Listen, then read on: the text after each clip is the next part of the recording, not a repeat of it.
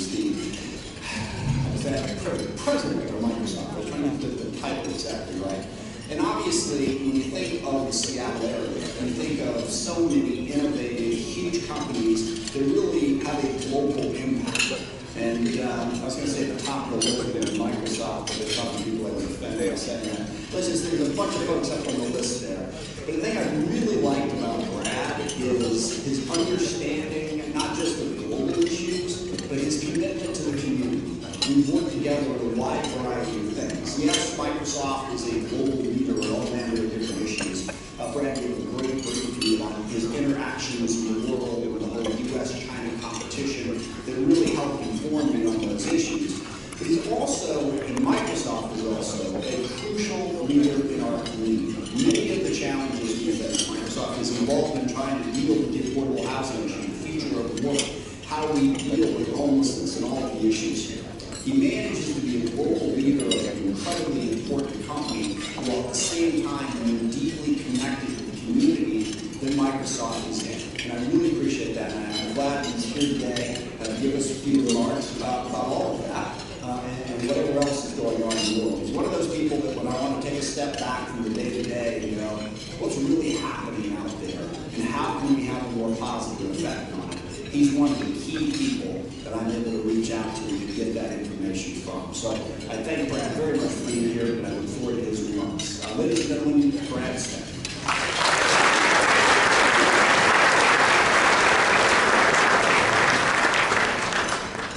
Well, thank you, Adam. And first of all, isn't it great to be in a room this big with so many people who still recovering from COVID? And look at this, the whole community has come together for such a good cause.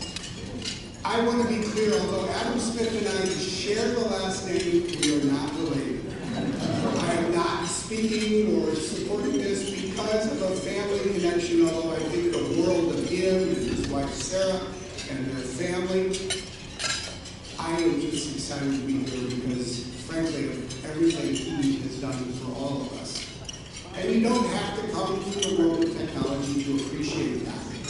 I look out, we are not in the metaverse today.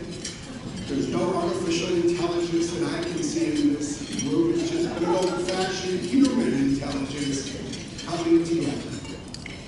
And interestingly enough, my wife Kathy and I moved here to Bellevue the very same year when Adam was running for Congress in 1996.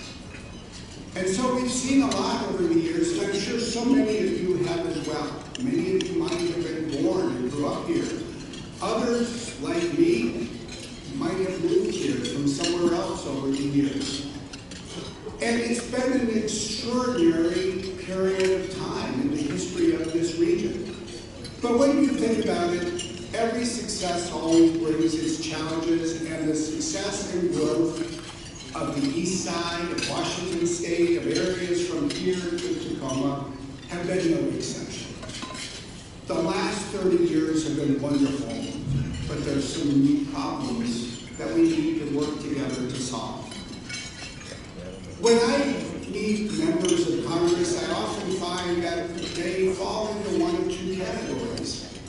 There are those who are plugged into everything locally, but they don't really have a national impact.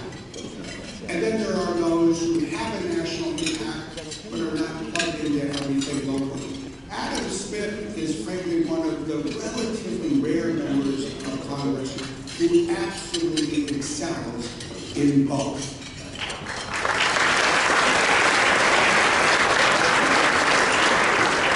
And that really is worth filling a room to spend a few minutes talking about. You know, certainly Microsoft is proud to be part of the region's success, and yet we too have to take some responsibility for the problems that such success for the region can create. The price of housing is going up in a way that obviously increasingly makes it difficult. It's not impossible for our teachers and our nurses, for our police officers to live in the communities where they in fact work. And I think when they can't live in the community where they work, the community as a whole loses something important. And Adam has been so focused on that. So when we've launched initiatives as a company, I've often turned to him for insight and then have had the opportunity to think together, as well as with other local leaders, what can we do to bring people together to create more affordable housing, to address homelessness? To address homelessness not only in the city of Seattle, but more broadly across the region.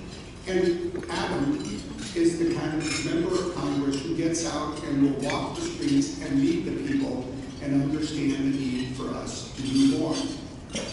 Even though we live by many standards in a relatively safe area, we have people who quite understandably are focused on what we're seeing in terms of trends in crime. And we have to take that seriously, and Adam has and Adam does, and I think that's enormously important. Ultimately, we need to keep growing the kinds of jobs that will enable more people to be part of our community. We want the people who grow up here to have the opportunity to have jobs here that will excite them. And in order to do that, we need to have the jobs and they need to have the skills. And I think we're all recognizing that COVID changed a lot. This is not a part of the world that has simply rewound the calendar of 2019. We're having to adapt to a lot of new realities, and part of it is a new need for new skills, and it's been fantastic to see the way Adam has dived in. If there is a problem, he will do what it takes to understand it. And that may mean going to the scene of a recent disaster. It also means that he'll come over to a place like Microsoft, and if I meet up with him and others at the end of the session, I sometimes find he has learned more about some of our technology than I do myself. And he puts it to great use. And so all of this, I think, is of just tremendous importance for all of us in Puget Sound. But one of the great things about my work is I get to see Adam in other places too. I see him in Congress in Washington, D.C. We find ourselves sharing a stage sometimes on defense and national security conferences in another part of the country, or we may find ourselves bumping into each other in another part of the world. So I also want to just share a little bit about what I get to see that maybe not everybody here always does. It's actually difficult to overestimate the important role that Adam has played for our country. You know, he's been in this extraordinary position. He focused on the armed services and the armed forces needs of our nation from the time he was first elected. And he's established a role where he was in the chair of the Armed Services Committee when the Democrats held the majority, and now he is the ranking minority member of the House Armed Services Committee. It's one of the most important committees in the United States Congress. It's frankly one of the most bipartisan committees in the United States Congress.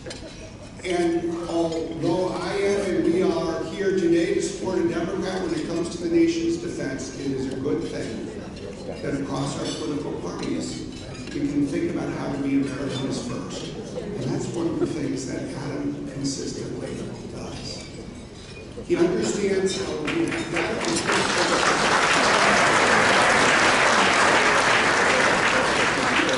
He understands what our troops need in terms of support. He understands how to continue to bring people into this country through a healthy immigration system, which is also fundamental, in my opinion, to the defense of the nation.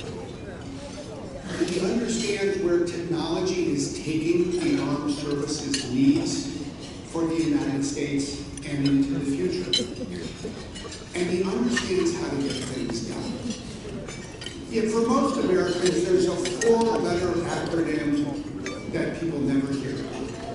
And yet it's one of the most important four-letter acronyms for how this country is actually governed.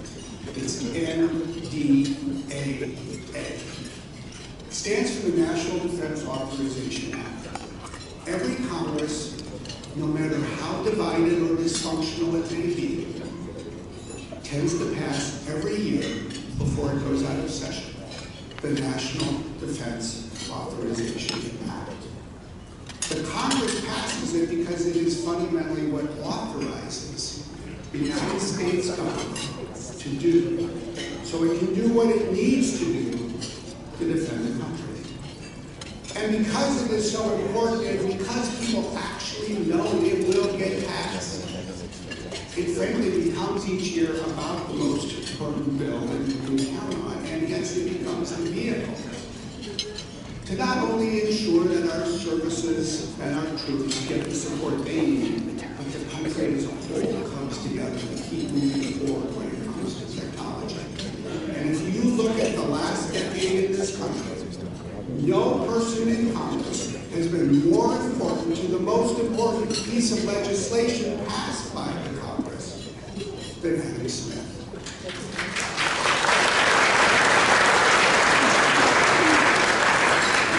And for all of us who know him, it's probably not a surprise. Thank goodness he is there.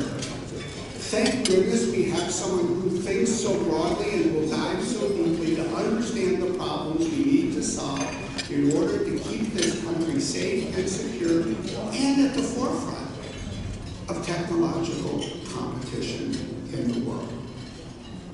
So at the end of the day, there's 435 districts across this country, but there's only one place you can go, and it's today in Bellevue, Washington, where you can stand up and support a member of Congress who understands the problems that the local community is facing, who shows up to help solve those problems, who stands for what needs to be done, who says what needs to be said, even when it's difficult to say it.